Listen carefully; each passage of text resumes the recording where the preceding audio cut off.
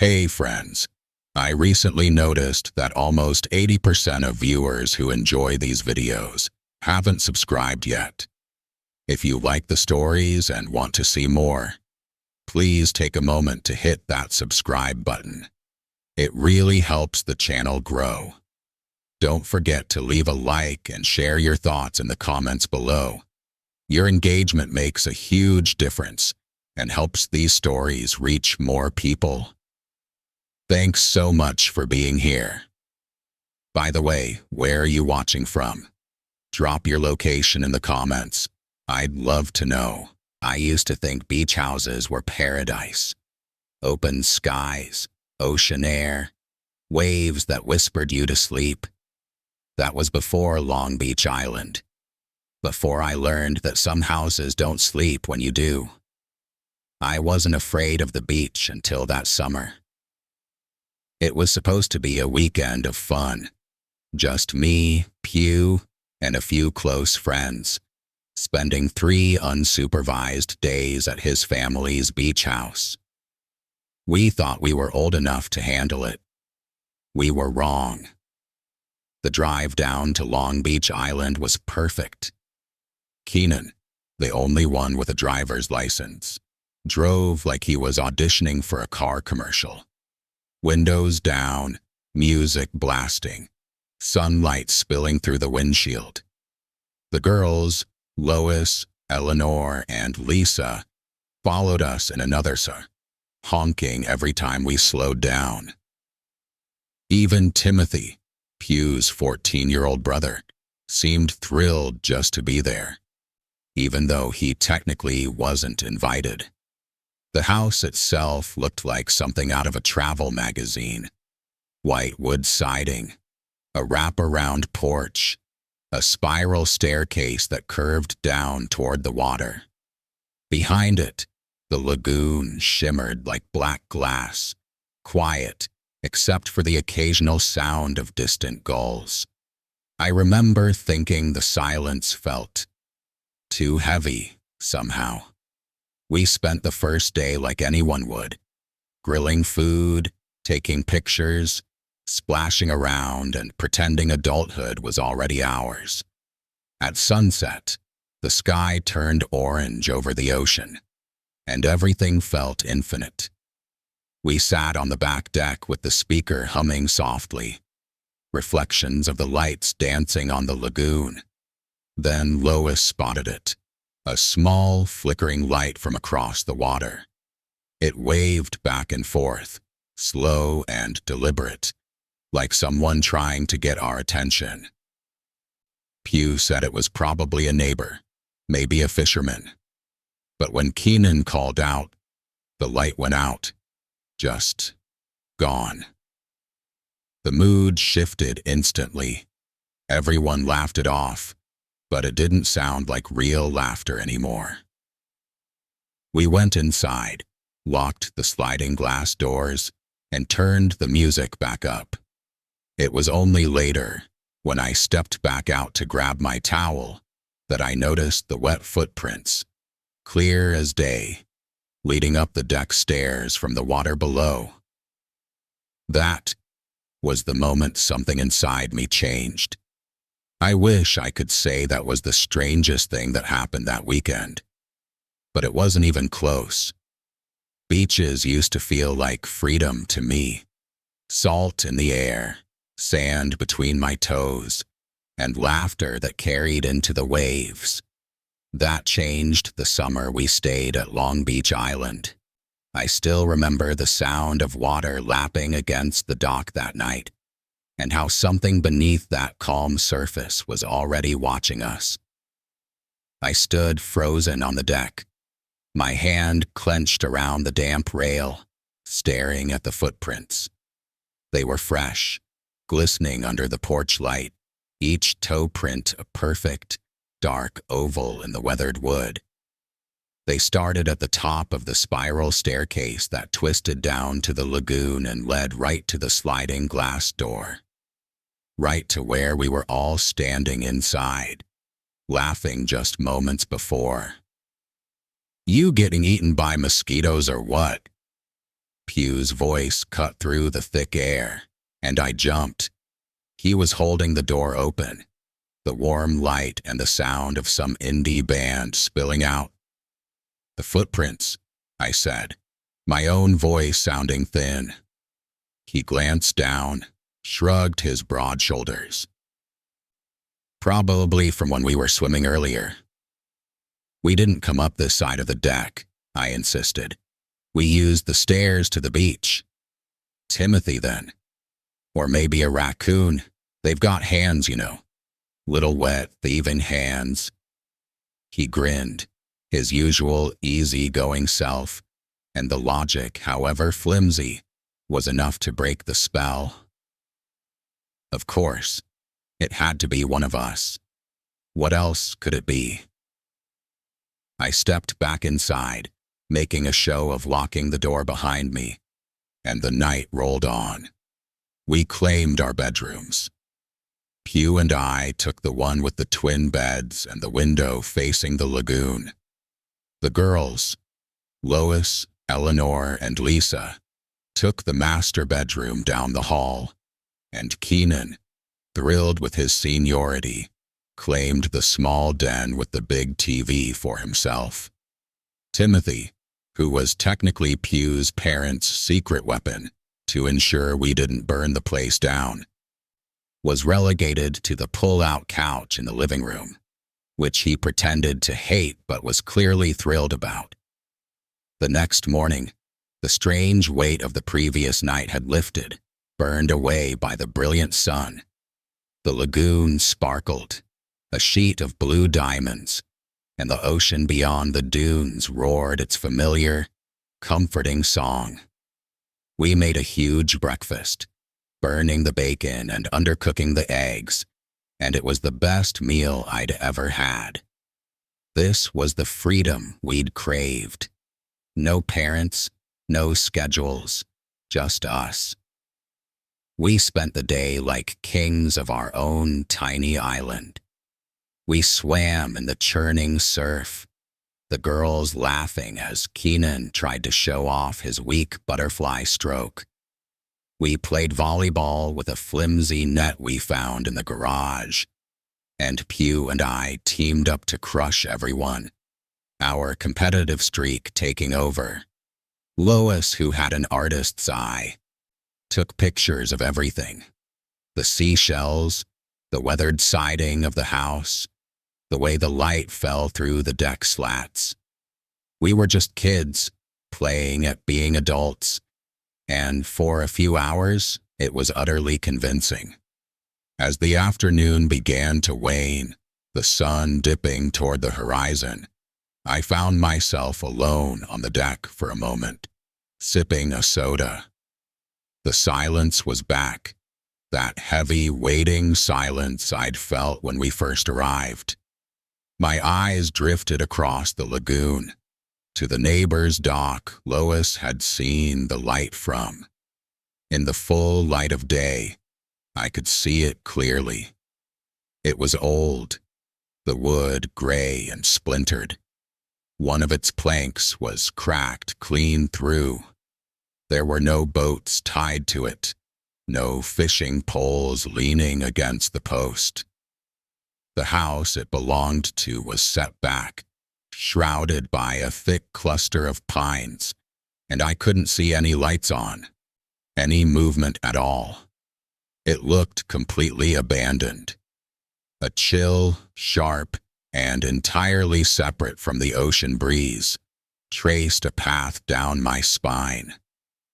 If I had known what was waiting over there, watching us from the shadows of those pines, I would have begged Keenan to turn the car around and never, ever look back. The abandoned dock stayed in my mind, a silent splinter I couldn't quite dig out. But as the evening drew in, the mood lifted again, buoyed by the simple, primal magic of a grill being lit. Pugh took charge, wielding spatulas like a king, while Keenan produced a case of beer he'd somehow smuggled past everyone. The hiss of the coals, and the smell of charring burgers blended with the salty air, weaving a spell of normalcy I was all too happy to fall under. Lois connected her phone to the portable speaker, and a laid-back indie playlist filled the space between our laughter. Timothy, in his element as the group's unofficial documentarian, filmed everything with his phone. Keenan's terrible grilling advice, Pugh's dramatic reenactment of a seagull stealing a hot dog, the way the last of the sunset caught the gold in Eleanor's hair. We were a time capsule in the making, a perfect, self-contained universe. "The lagoon's like glass," Lisa said, nodding toward the water. The moon was rising, painting a shimmering silver path across the black surface. Someone, probably Keenan, dared someone else, probably Pugh, to jump in. A minute later, we were all scrambling down the spiral staircase, shedding t-shirts and shorts on the deck, the cool night air raising goosebumps on our skin. The water was shockingly cold, a gasp-inducing embrace that made us feel wildly alive. We floated on our backs, the world reduced to the star-pricked sky above, and the sound of our own laughter echoing off the silent, dark walls of the houses around the lagoon. For a moment, it was perfect. I remember the moonlight catching the ripples from Lois's kicking feet, turning them into liquid mercury. Then she went still. "Hey," she said, her voice cutting through our chatter. "Over there." We all turned. Across the water, on that same dilapidated dock. A light was on. It wasn't a porch light or a stationary lamp. It was a single bright beam, swinging slowly back and forth, sweeping over the rotten planks and the dark water. It was deliberate, like a signal. "Probably just a night fisherman," Pugh said, his voice a little too loud. "Checking his lines or something." Keenan, treading water beside me, cupped his hands around his mouth. "Hey," he yelled, his voice carrying unnervingly well across the still surface. "You having a party over there? We're not invited." The light went out, not like someone turned it off. It was as if it had been swallowed. 1 second, it was there, painting an arc in the darkness. The next, there was only the vague, deeper black shape of the dock. A nervous laugh bubbled up from someone in our group, and then we all joined in, the sound brittle and forced. We paddled back to the stairs quickly, the water suddenly feeling too deep, too dark. The spell was broken. We trudged back up to the deck, grabbing towels and pulling on clothes, the silence between us heavier than before. That's when I saw them again. Fresh, wet footprints on the wooden stairs, leading up from the lagoon. They were overlapped and messy from our own exit, but a single clear set led up to the top step, away from the crowd of our prints. "Guys," I started, pointing. "It's from us, Don," Keenan said, rubbing his hair with a towel. "We just got out." "This one isn't," I insisted. But the moment had passed. They were already heading inside. The weirdness of the light already being filed away as a prank or our imagination. I was the last one in, my skin prickling. I slid the glass door shut and made a show of turning the lock. The solid thunk, a small comfort. We tried to reclaim the night. We turned the music up, played a raucous game of cards that Timothy soundly won. But a tension had settled in, a watchfulness that hadn't been there before. The large sliding door, which had once framed a beautiful view, now felt like a black portal, and every one of us kept glancing at it, waiting for something to appear in the reflection of the lamplight. It was late, the party energy finally spent, when we all heard it. A soft, deliberate knock. It came from the sliding glass door. A single, polite tap. We all froze. The card game stopped. Keenan, who was closest, slowly turned his head. The deck was empty. The lagoon beyond was a void. There was no one there. We spent the next 10 minutes convincing each other it was a tree branch, a bird, the house settling. We were so good at it, we almost believed ourselves. We went to bed, the jokes still hanging in the air, thin as ghosts. I fell into a fitful sleep. The image of that swinging light burned behind my eyelids. It was 2:47 a.m. when a sound jolted me awake. The distinct, groaning creak of a floorboard in the hallway. My heart was a hammer in my chest. Pew was snoring softly in the other bed. I slipped out, my feet cold on the wooden floor, and peered out our door. The hallway was dark, but a sliver of moonlight from the living room illuminated something wrong. I crept forward, my breath held. The kitchen door, the one that led to the side yard and the driveway, was wide open. It was swinging gently on its hinges, letting in the cool, damp night air. And on the pale tile of the kitchen floor, glowing in the moonlight, were 4 sets of perfect, wet footprints. The kitchen was a crime scene in the cold, gray light of morning. The footprints had mostly evaporated, leaving behind faint, ghostly outlines on the tile and the lingering smell of dampness and salt. We stood in a silent semicircle, staring at the open door. "I'm telling you, I locked it," Timothy whispered, his face pale. He looked younger than 14, huddled in his oversized t-shirt. "I checked it twice before I went to sleep on the couch. I swear." No one accused him. The truth was a cold stone in my gut. None of us had done it. The door had been opened from the outside. A frantic search of the house revealed nothing missing. No muddy handprints, no sign of forced entry. But by the back sliding door, where I had seen the first footprints, we found a dark, damp patch on the deck wood. A shadowy outline as if someone had stood there for a long, long time, just watching us through the glass. "That's it, we're calling my dad," Pew said, his usual bravado gone. He grabbed his phone and retreated to the master bedroom for privacy. We listened to the low murmur of his voice through the door, a tense, hopeful silence hanging over the rest of us. When he emerged, his expression was grim. "The Millers, the family across the lagoon," he said, swallowing hard.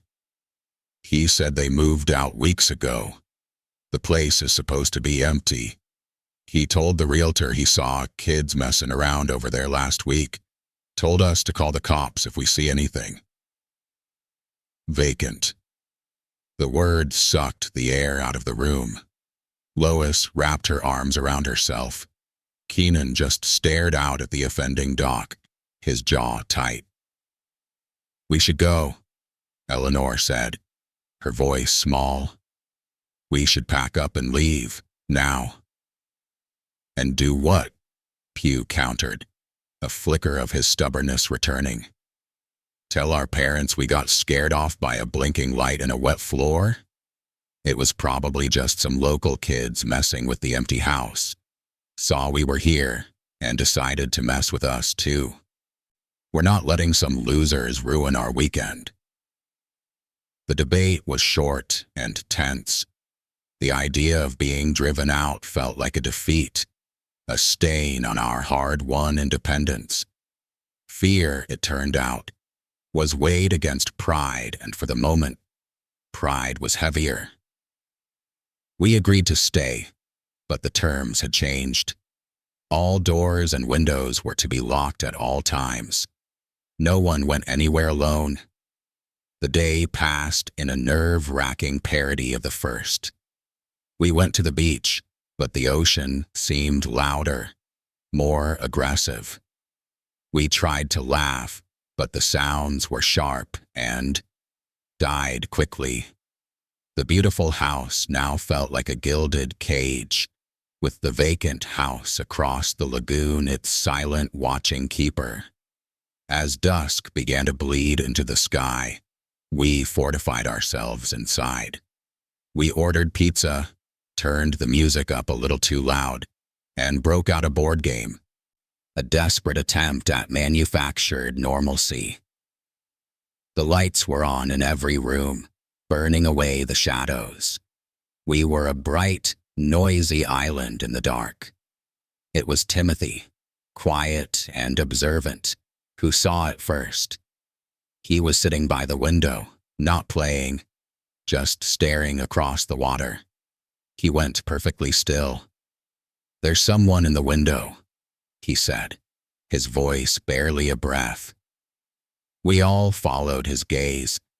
Upstairs in the vacant house, a second-story window was a dark square.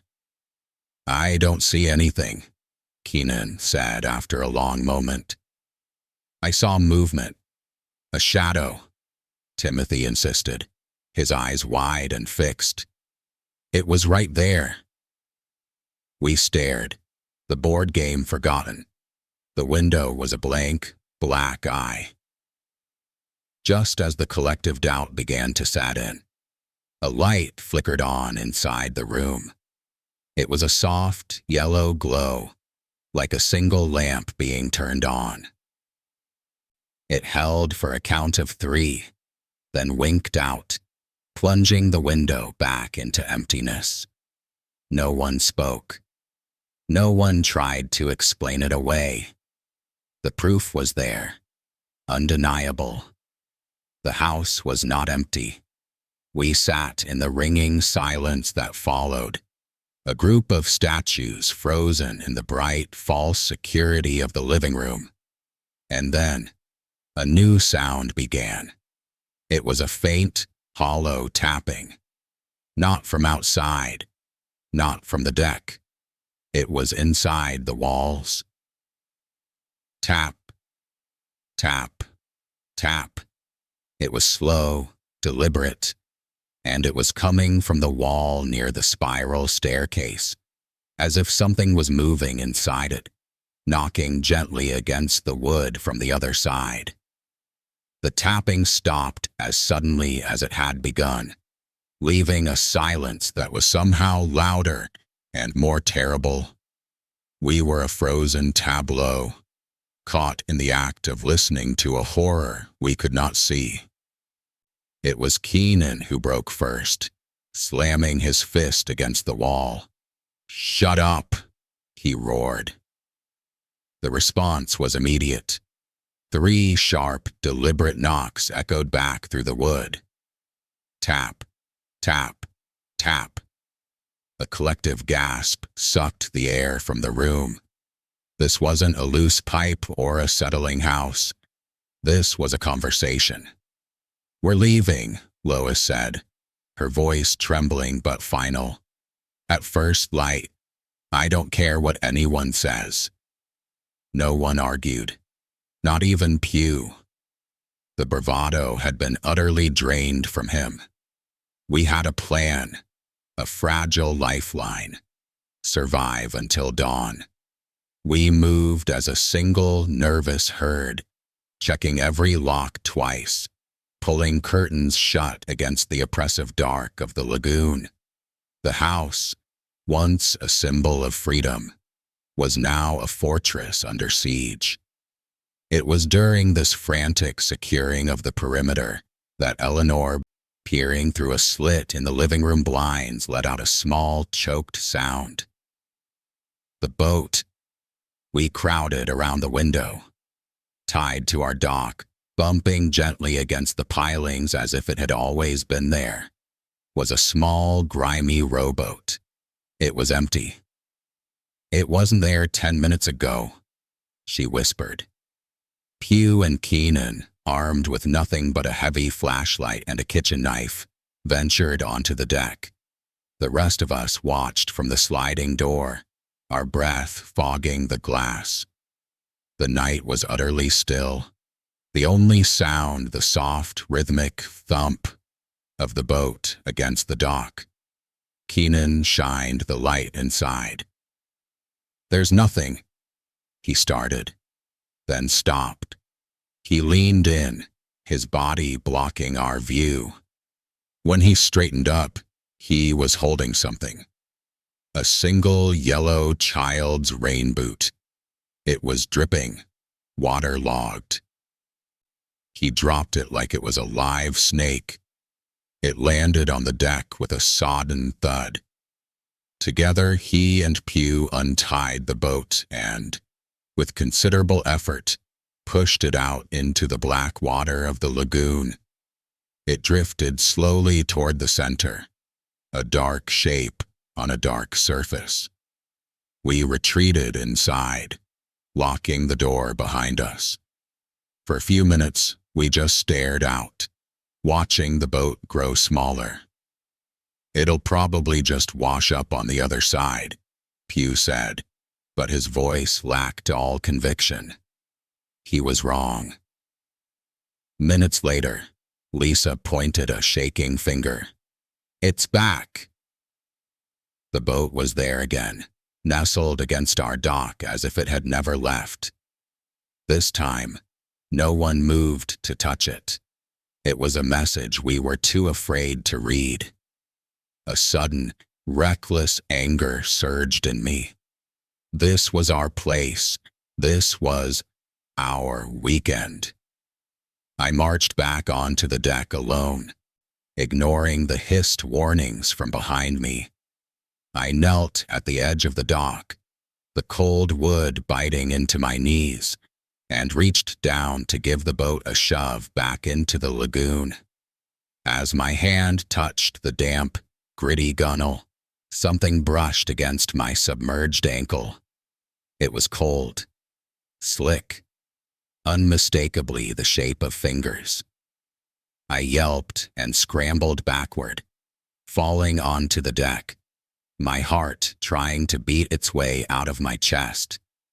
I stared at the black water, expecting a hand to rise from the depths, but there was only the gentle lap of waves and the mocking presence of the little boat.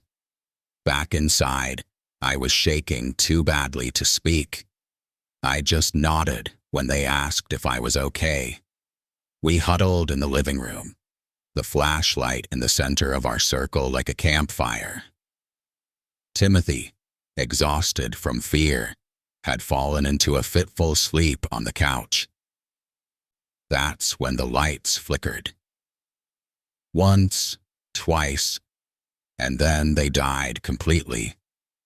The hum of the refrigerator, the faint buzz of electronics, it all vanished, plunging us into a profound and absolute silence, broken only by the sound of our own panicked breathing. "The generator," Pugh whispered into the blackness. "There's an emergency generator out back. It should have kicked on." It hadn't. We sat there, blind and terrified, waiting for our eyes to adjust. The darkness was a physical weight. And then, from somewhere in the deep shadows of the house, down the hall, near the bedrooms, or maybe up the spiral staircase, a sound drifted through the stillness. It was faint, high-pitched, and utterly out of place. It was the sound of a child's laughter.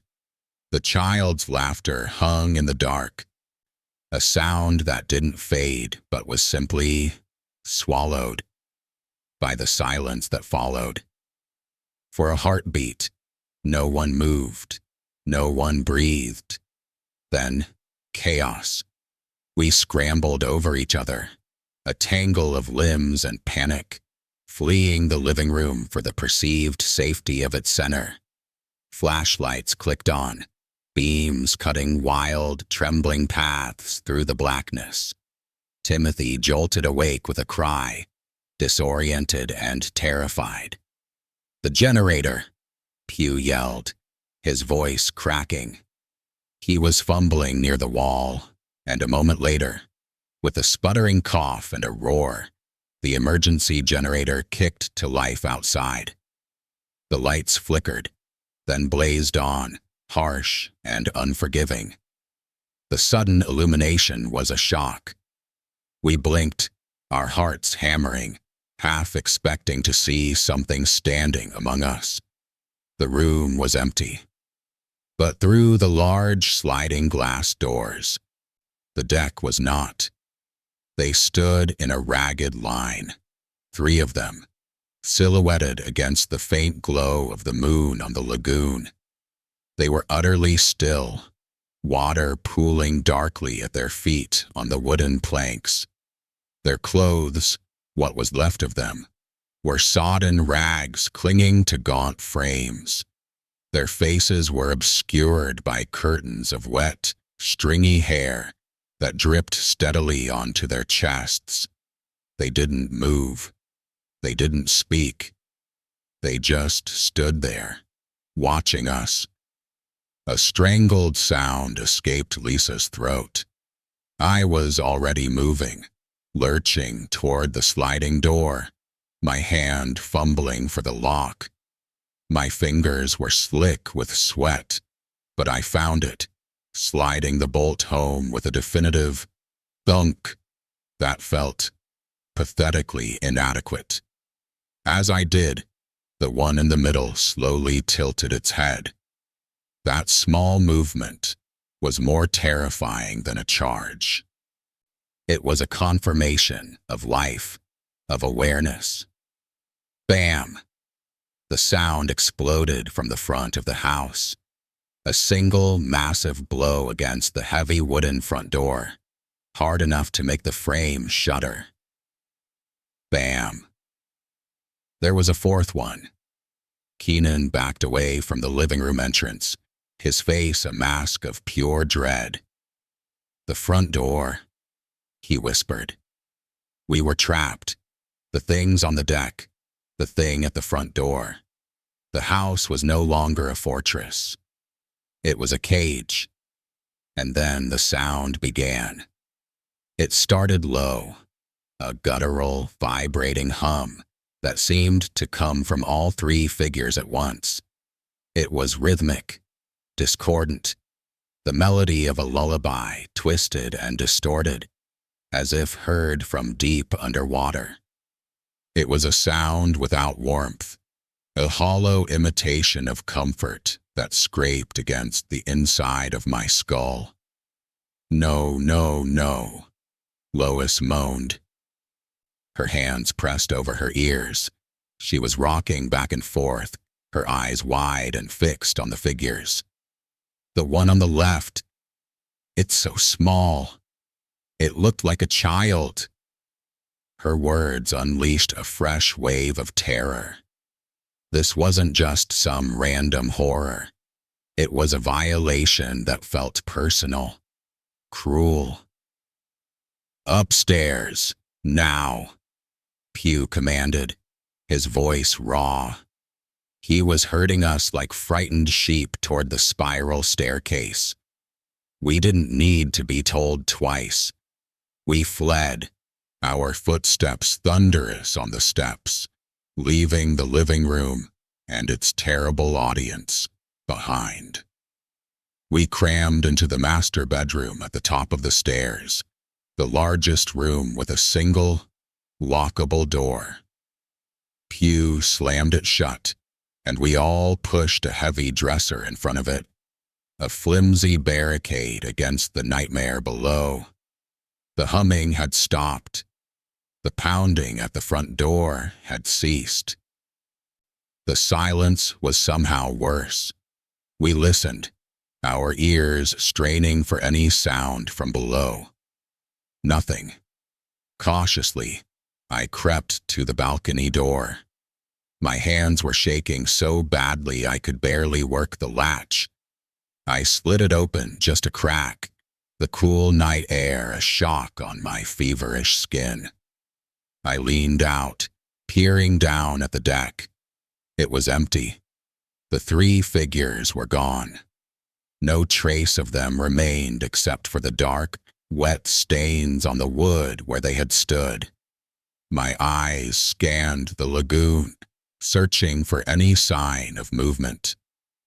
The water was still, a sheet of black glass. And then I saw it, or rather, I didn't. The small rowboat was gone. The dock was bare. The rest of the night was a vigil held in the cold, stark light of the master bedroom. No one slept. We sat with our backs against the wall, listening to the house groan and settle, every creak a footstep, every gust of wind a whispered threat. The silence from below was a presence in itself, a heavy waiting thing. We had barricaded the door, but we all felt the undeniable truth. The house had been breached. The things, whatever they were, had come inside. The laughter had proved that. When the first gray light of dawn finally bled through the blinds, it felt less like a salvation and more like a reprieve. The world outside was eerily normal. Gulls cried. The lagoon was a sheet of pale morning mist. "We need to check," Keenan finally said, his voice hoarse. He was holding the fireplace poker like a baseball bat. We moved as a single trembling unit, moving the dresser away from the door with a painful scrape. The hallway was empty. The living room was empty. The front door was still locked, the bolt firmly in place. There were no muddy footprints, no puddles of lagoon water, no sign of forced entry. It was as if the entire night had been a shared hallucination.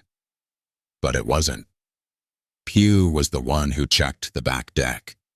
He stood at the sliding door for a long time, just staring. "There's nothing," he murmured. "But come look." We gathered behind him. The deck was empty, just as I had seen from the balcony.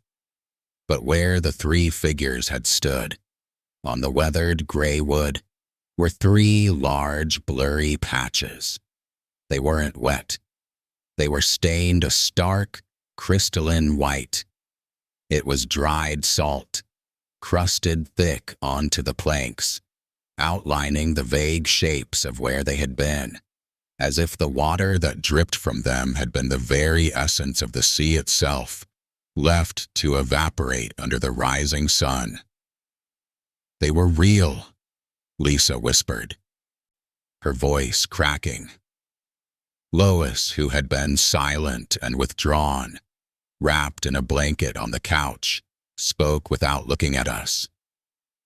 "I saw them," she said, her tone flat, hollow.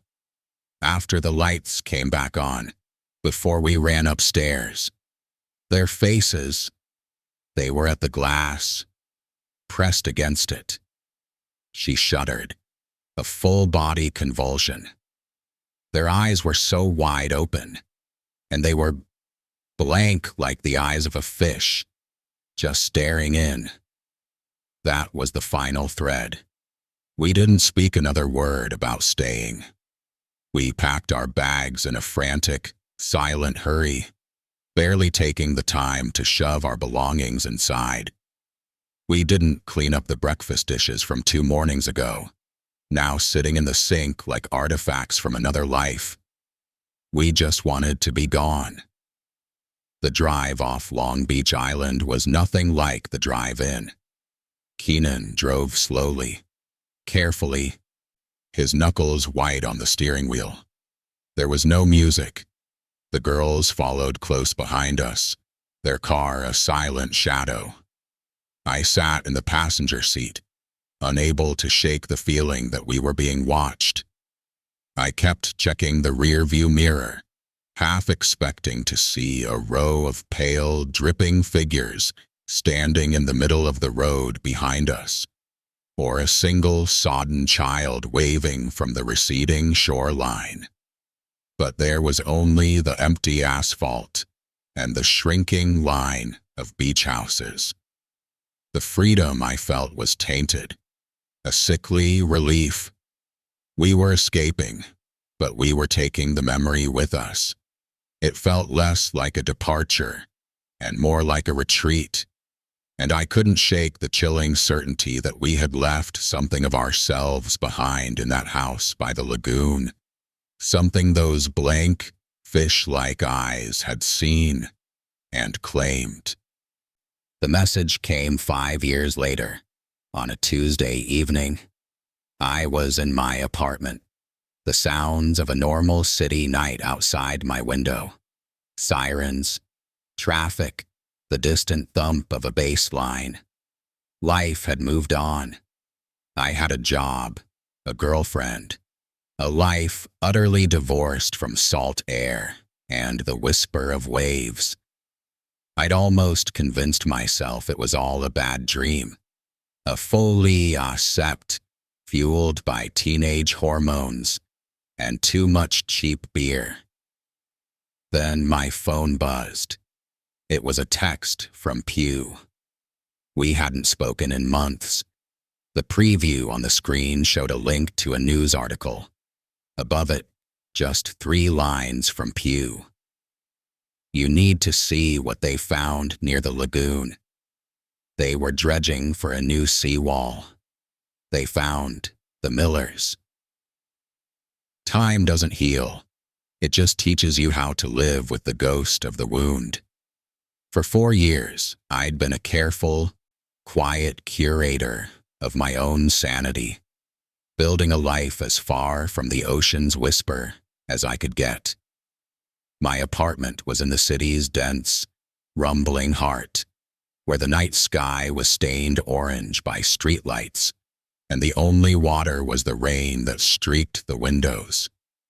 I had a job in a cubicle, a girlfriend named Maya who loved farmers markets and indie films, a life of pleasant, landlocked monotony. I'd told myself I was happy. I'd almost believed it. But the past is a tide. It always finds a way back in. It seeped through in my dreams. Not the chaotic, surreal scrambles of normal nightmares, but precise, high-definition recurrences.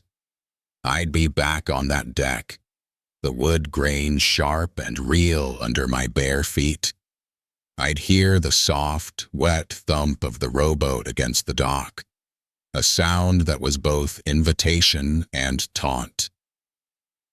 I'd feel the paralyzing terror as the tapping started inside the walls. Tap, tap, tap. A slow, hollow rhythm that seemed to sync with my own frantic heartbeat. The worst was the dream of the water. The black, impossibly cold lagoon water closing over my head, and the feeling of something gliding past my leg, something slick and unnervingly solid in the formless dark. I'd wake with a jolt, my lungs burning for air, the phantom taste of salt and decay coating my tongue. Maya would stir beside me. "Another bad dream," she'd murmur, her voice soft with sleep. "Just work stress," I'd lie, my heart hammering against my ribs.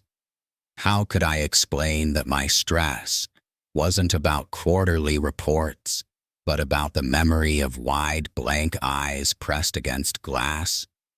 I'd built a wall between my present and my past, but the past was a patient sapper, tunneling away in the dark of my subconscious. The call came on a night like any other. The digital clock on my nightstand glowed 2:17 a.m. The city outside was in a lull between the late-night bustle and the early morning deliveries. When my phone vibrated, the sound was like a gunshot in the quiet. The screen lit up with a name I hadn't seen in over a year. Pew. A cold knot tightened in my stomach. We didn't call each other. Not anymore. Our friendship, once as easy and constant as the tide, had been eroded by the shared, unspeakable thing we carried. Our occasional texts were brief, superficial. Birthday wishes, a comment on a sports team. A call, especially at this hour, could only mean one thing. The past had finally broken through. Pew, I answered, swinging my legs out of bed, my voice a dry rasp. What is it? There was a long, staticky silence on the other end, filled only by the sound of his measured breath. When he finally spoke, his voice was different. It was the voice of a man, not the boy I'd known. It was heavier, weathered, and stripped of the last vestiges of that old, careless confidence. Don, he said, and my name sounded like a verdict. It's Timothy.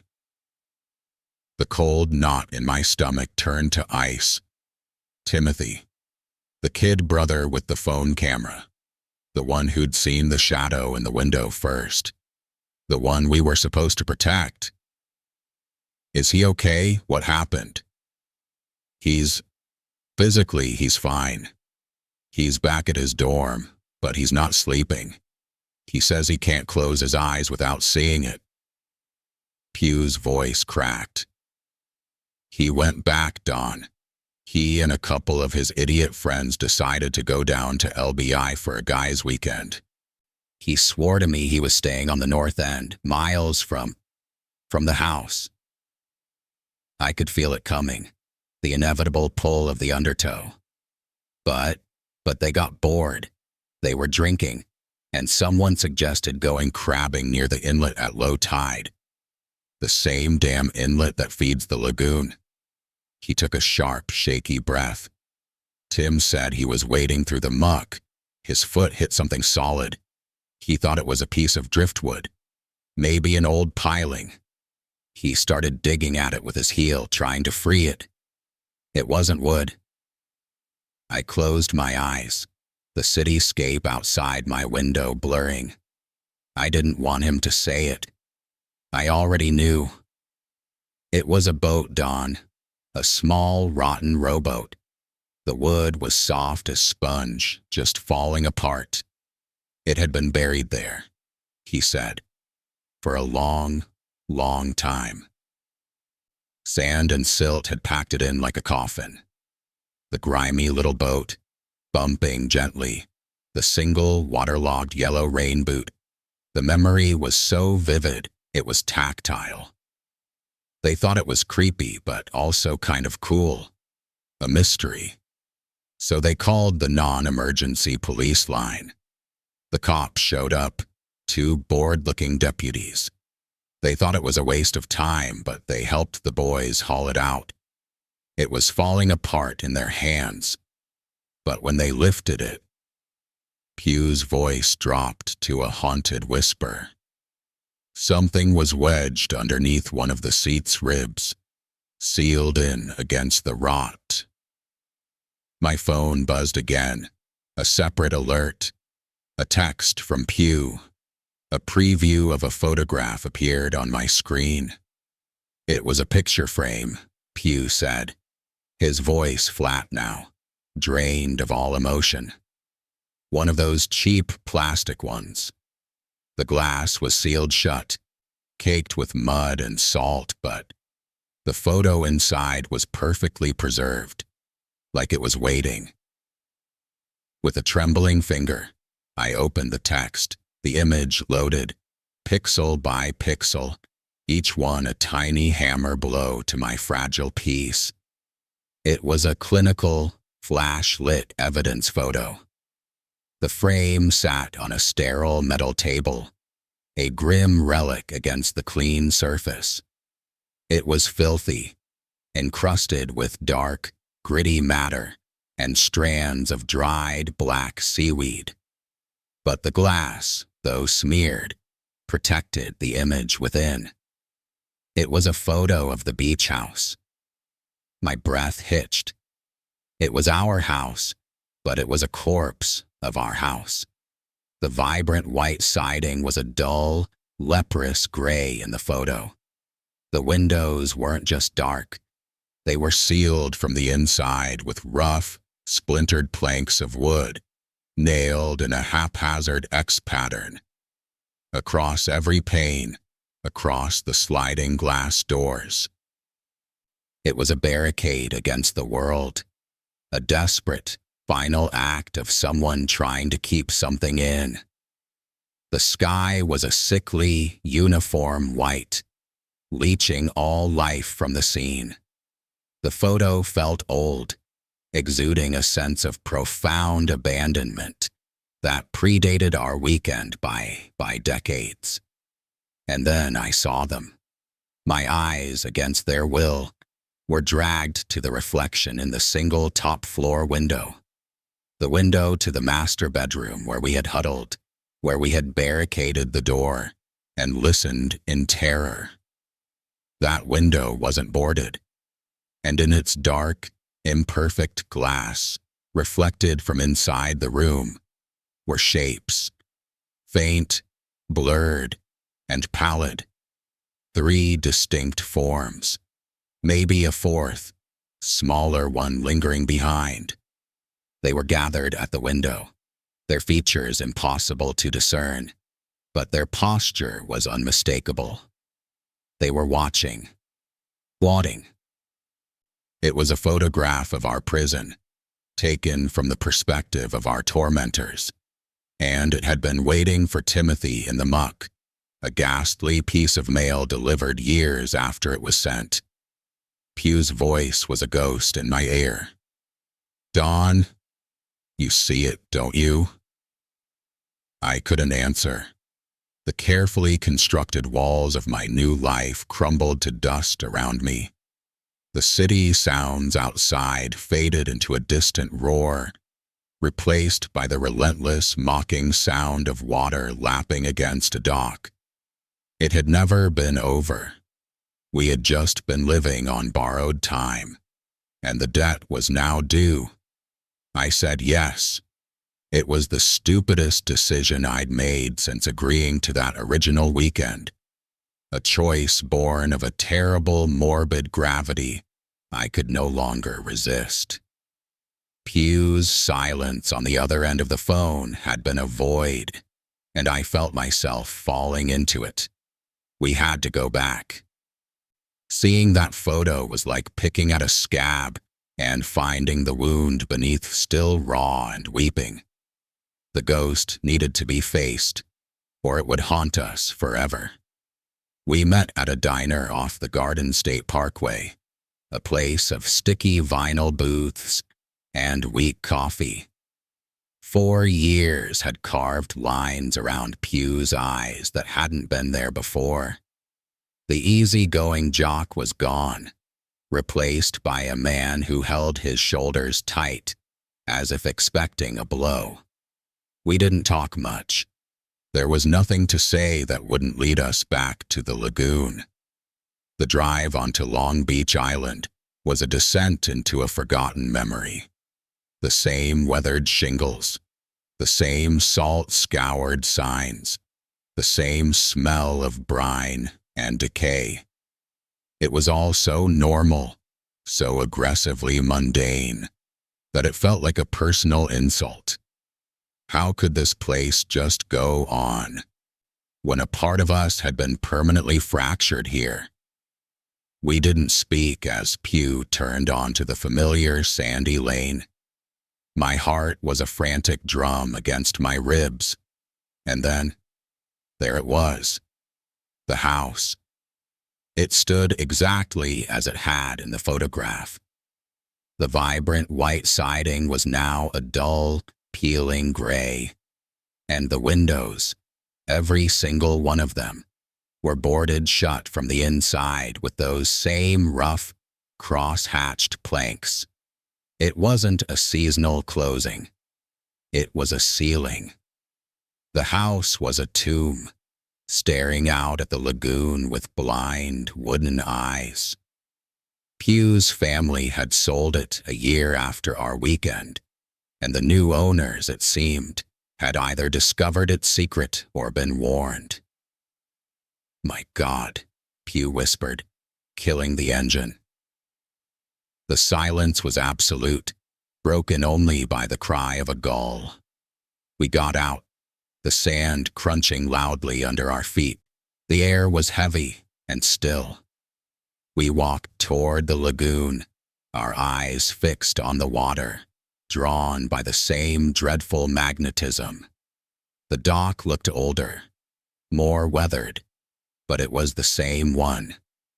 My feet carried me onto the sun-bleached planks, each step an echo of a past terror. The thump of the little boat was a phantom sensation in my bones, and then I heard it, faint but unmistakable, coming not from the house, but from beneath my feet, under the dock. Tap, tap, tap. A pause. Tap, tap, tap. The same rhythm, the same hollow, mocking cadence from 4 years ago. It was fainter, as if filtered through water and time, but it was there. "Do you hear that?" I hissed, freezing in place. Pew stood on the shore, his face pale. "Hear what?" The tapping continued, a secret message meant only for me. I moved to the edge of the dock, my body moving against my will, and looked down into the water. The lagoon was dark, the sun unable to penetrate its murky depth. Seaweed swayed like sleeping hair. And then I saw them. They were deep down, barely more than pale smudges against the dark bottom. 4 shapes, arranged in a row. Humanoid, motionless.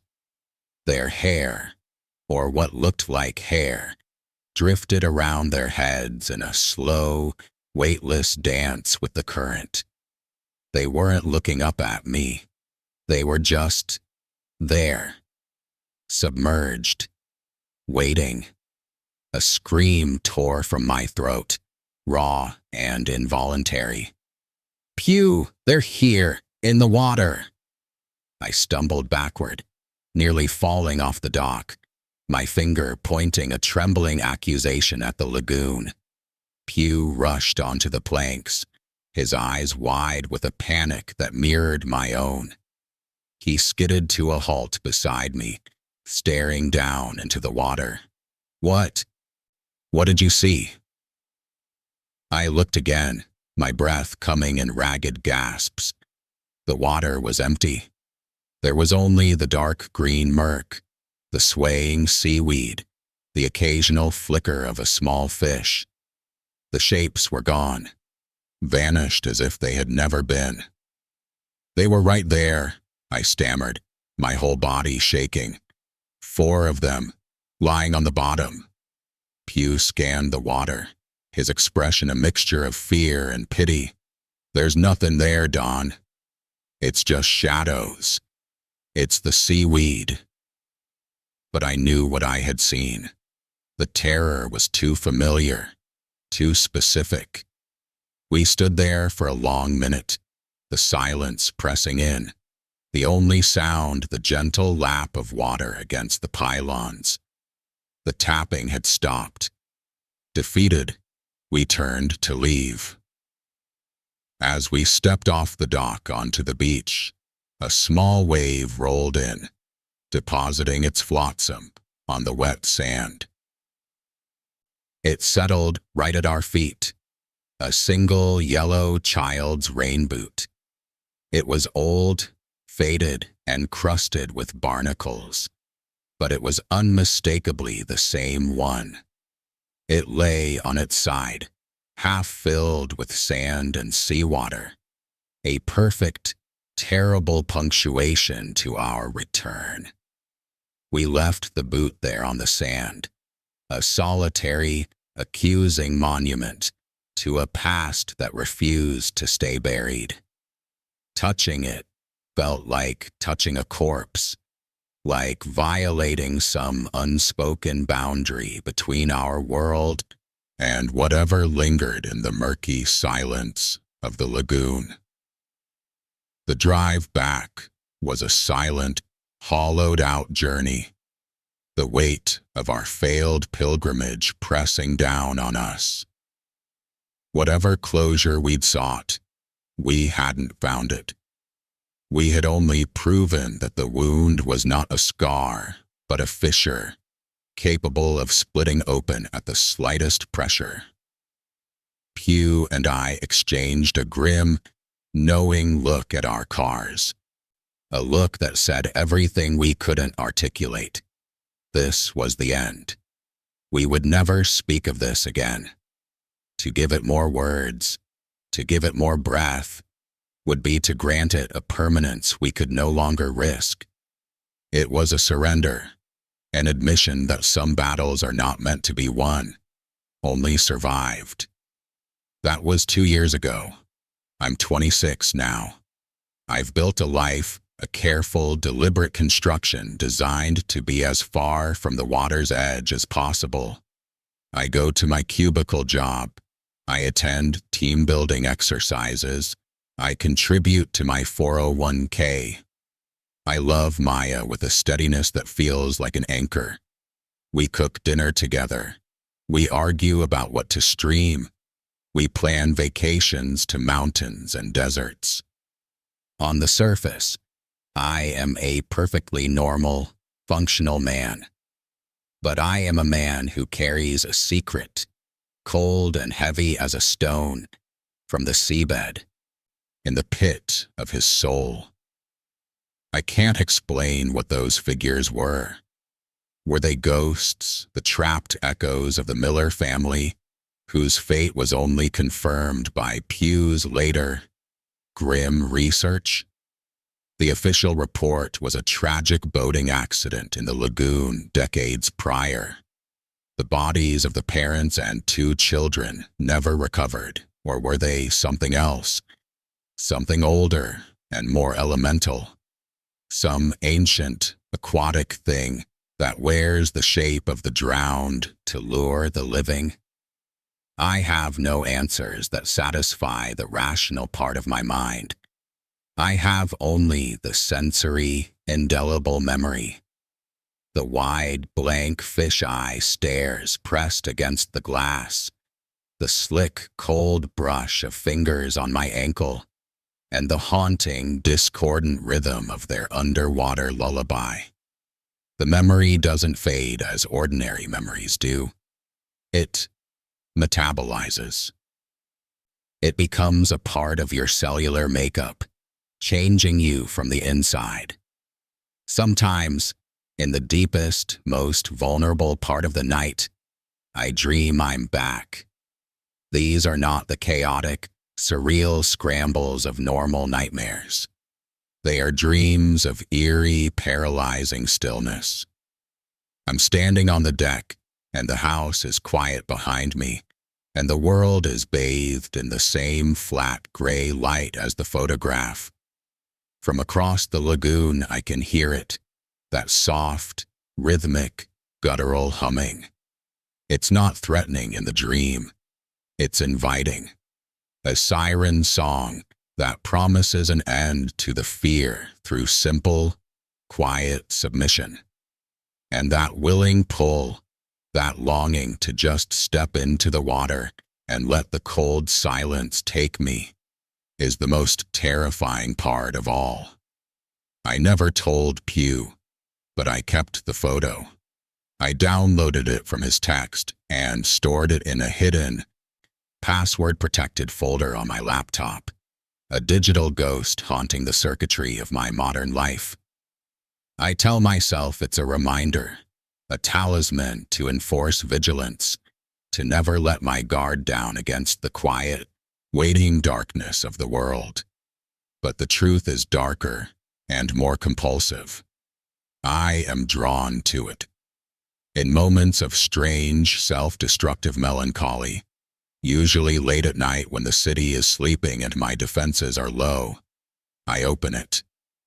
I zoom in, my face illuminated by the screen's pale glow, and I stare into its grainy, terrible depths, searching for something I hope never to find.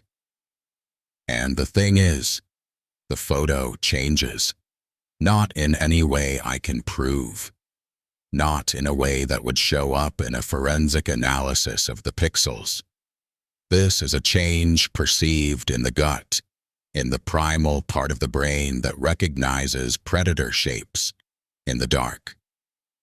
The first time Pew sent it, there were 3, maybe 4 shapes in the window. A few months after our return to LBI, looking again with a fresh dread, I could have sworn there was a 5th, shorter and thinner, standing slightly apart, its form less distinct, as if newer or fainter. Another time, late one rainy night, the arrangement was different. They were no longer just standing and watching, but seemed clustered together, their pale heads inclined, as if looking down at something on the floor of that boarded-up room. Once, one of the shapes appeared to have a hand raised, its pale blur pressed against the glass from the inside. Their forms are never clearer, but their number, their posture, their intent, it shifts. It's as if the photo isn't a static record of a single moment frozen in time, but a living window into that room, and the things inside are still moving, still living their half-life in the perpetual twilight of their sealed tomb. They are curating their collection, and the display is ever so slowly evolving. It's a madness, I know. A classic trick of a traumatized mind, seeking patterns and narratives in the random noise of digital grain. But in my bones, in the very core of my being where that cold stone of secret rests, I believe it. I believe they are in there, waiting, not for us necessarily, but for anyone. For the next set of eyes foolish enough to look upon their prison, for the next group of kids who think they are old enough to handle a weekend of freedom. The house is the lure, and they are the patient hook. The world, of course, moves on. Maya and I talk seriously about buying a house someday. She sends me sunny listings with big yards and renovated kitchens, talking about schools and commute times. I look at the pictures of these happy, normal homes, and my mind immediately begins calculating the shadows in the corners, the acoustics of the hallways, the potential for sounds that don't belong in the walls. I've become a connoisseur of silence, and I know now that not all silence is peaceful.